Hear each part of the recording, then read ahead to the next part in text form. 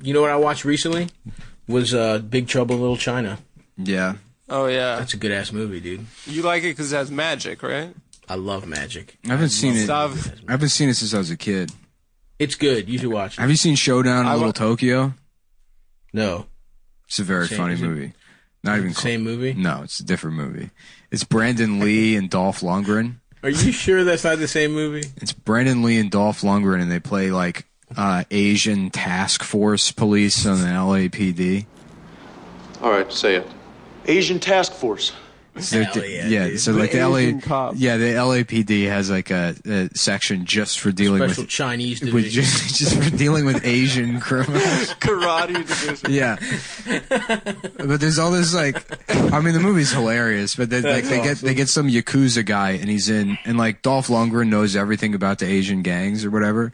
So there's like a Yakuza guy in like the interrogation box, and he's left for alone for a second, and Dolph Lundgren sees the guy by himself, and he's like, shit. You know, and he starts running to the room. They're like, what? What is it? You know? And the guy just takes his own head and breaks his own neck. While being, like, voluntarily detained. Yeah. Just question about something. That fucking rocks, dude. Yeah. Damn, Showdown in Little Tokyo. Mm. That's awesome that they just named a movie that. Yeah.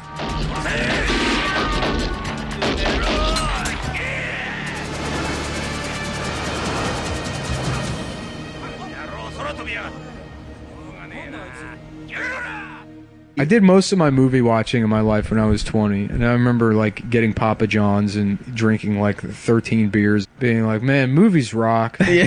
Knowing about obscure shit like this and being able to bring it up drunk instead of having a personality, it rules. You ever see Jim Cotta? No.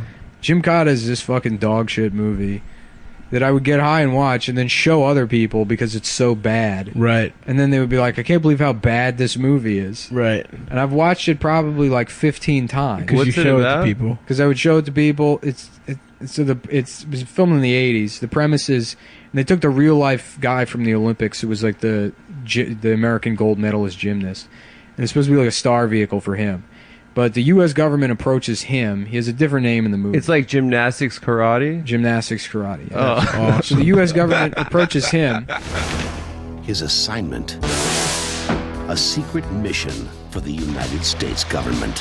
His only weapon, himself. There's a country called Parmistan that has a... Nice. Yeah. Nice. There's a country called Parmistan that has a game every year, which is just a big obstacle course, and no one in 200 years has ever won the game. But if the U.S. government wants him to win the game, and if he does, the king of Parmistan will grant any request, and their request is to set up like a satellite fucking missile base to threaten the Soviet Union with in Parmistan. So it's like Ninja Warrior. And then but they need him to do it. But he's like, the only skill he has is gymnastics, so he needs to learn karate. And this is all in the first 5 minutes of the movie. Yeah. Because for the next 2 months, you're going to toughen your mind and your body.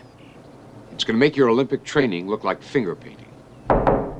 So he learns karate from literally, it's just a Chinese guy with one line of dialogue that has a fucking hawk on his shoulder. And then like a Mr. T knockoff, and he's just like on monkey bars to a montage of him like doing karate, and he's like... And then also the king of Parmistan's daughter is there, the princess of Parmistan, who I guess is working with the U.S. government. She hot. She's a different race than her father, who's played by like an old Jewish man. Awesome. And she's Thai. That rocks. Yeah. And then so... The princess will come around. Interesting background. Her mother was Indonesian. Like he, you know... Now that I'm saying all this, I'm like, fuck, I should rewatch Jim. Yeah, dude, I'm trying to watch that. Yeah. That sounds awesome. Now it's happened again, but... Hey, wait. What she's saying is, don't trust anybody. So the daughter's like helping him, sort of. I mean, it's not like the movie is like... It just makes zero sense. Right. You know, right. And so she's like... again, this is the first 5 minutes before he's gone to Parmistan, because then he has to go to Turkey and sneak into the country, and he's immediately being pursued by assassins, and that's not really explained why. Awesome. And then he gets to the country, and then the obstacle course is like, for a while he's just in the woods, and then but it's a lot of like just gymnastics and karate, and he's fighting ninjas, and then there's a guy who's like a bodybuilder that's also a contestant, but he's friends with the king. And then he ends up in some like town that's just filled with mentally ill people. So the game is just you're going through the woods. What? Yeah, you just running around in the woods doing karate. How do you win? You have to be the last person that doesn't die. Oh, it's like the Hunger Games. Wow. Yeah, and everyone's died. That's got everything. Yeah.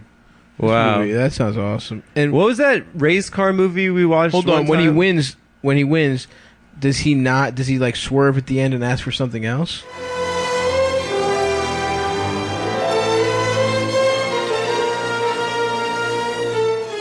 I can't remember because I would always just get. Feels like you must. No, I would get trashed every time I put the movie on, and like by the time he ends up to the you know what? I might not have seen past the part where he, because I swear to God, literally it was like drinking. Let's watch Gymkhana. Yeah. I definitely believe. And it gets real hazy after the scene where they're in that town with the mentally ill people. Yeah. Well, it sounds like we got to finish Gymkhana. Yeah. You must understand. She's mine. It's not over yet. So put your hardware back in your pants. Mm-hmm. Well, one time I think maybe we were on drugs, but you put on the Sylvester Stallone race car movie. Do you remember that? Yeah, Driven. Yeah, it's so funny. Yeah, that movie's hilarious. It's so funny. Yeah, that one's great too. You know, you gotta drive the way you drive. You gotta have the steering wheel. Yeah, it's a whole mentality. You got 4 wheels. Bullshit. Yeah, he's just like 4 wheels, and then you got on the ground, and you got street. He's an F1 driver, and like his move is like he always hums to stay. You know, they're like listening in on the radio. He's like, and they're like, "What's he doing?" And like, that's how he focuses. Incredible. Sounds like humming. Yep. Why is he humming? Just some crazy thing he does when he's pushing close to the edge. He's humming. Yeah, he's just humming. They're like, yeah, that's his thing. That's his signature. That's how he stays. But he's just doing like fucking like hot laps or whatever around the track. It's not racing, and they're like blown away by how good he is at drive. But like, he's a professional driver. I can't imagine anyone working at that level would be like, wow, this guy's really good at the job. He's paid a bunch of money to do. Right. Because when he's on, he's one of the best you'll ever see. You just sit back. Watch. And so he throws out like a dime on the fucking track. Oh hell! And then picks it up with the tire on the next one, next awesome. lap around. It's a cool trick. And because you can turn on a dime, you can literally turn on a dime. That's awesome. It might have been a quarter, but I mean, it's still like, yeah, that one's due for a rewatch. You'll slide over, snatch him up with the back one, and not lose a millisecond of speed. No, there's no way you can do that. You don't want to bet. Because the ones that I try to think about movies that I saw when I was like 10 or 11. Yeah. That even at that age, I'm like, this is fucking This stupid. is one of the dumbest things I've ever seen. Yeah, right. Because if at that age it sticks out in your mind, then you know it's a real piece of shit.